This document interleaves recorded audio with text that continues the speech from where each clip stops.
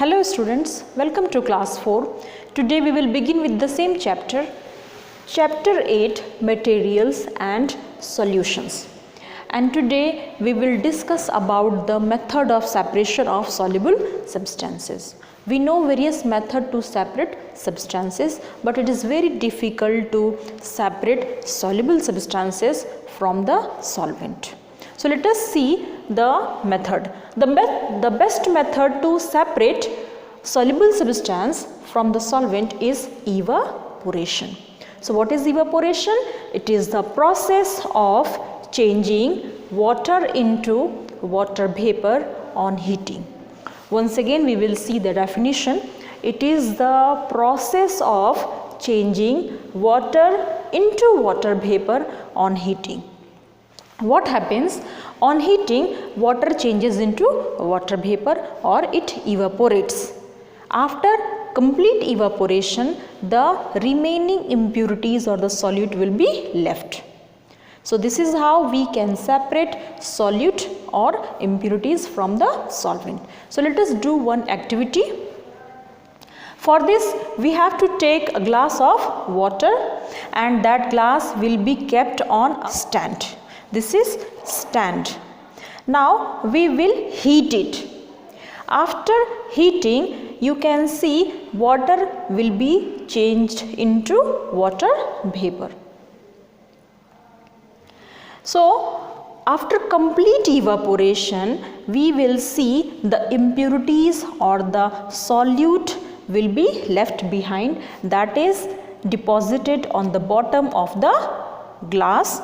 So this is how we can separate soluble substances from the solvent. So the best method is evaporation, we do in our everyday life. So evaporation is the method to separate soluble substances from the solvent. We have already seen the method of separation of soluble substance. Now we will see the various methods to separate insoluble substance. The first one is sedimentation, then decantation, then loading, and the last one is filtration. So we will discuss all the methods one by one. Now let us see the different methods to separate insoluble substance. So there are various processes. The first one is sedimentation. What is sedimentation? The process of settling or being deposited as a sediment. Sediment means the impurities or the insoluble substance. So to understand sedimentation, let us do one activity. We will take a container or a glass which is filled with muddy water. So this muddy water we will let it for some time undisturbed. After some time we will see the sediments will be deposited at the bottom of the container. So this process is called sedimentation. So the sedimentation is the settling down of sediments or impurities at the bottom of the container is called sedimentation. Now what we will do? We will pour this clean water, the upper portion is the clean water and here it is the sediments or the impurities. So we will carefully pour out this clean water into another container. Now this process is called decantation. So decantation is the process to separate mixtures by removing a liquid layer that is free of a precipitate. Here precipitate means sediments or the impurities or the solid deposited from a solution. So this is the process of sedimentation and decantation.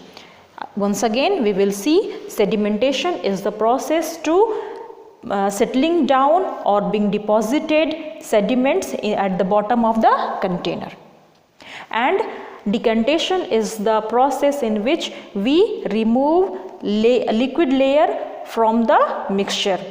So this is the process of sedimentation and decantation.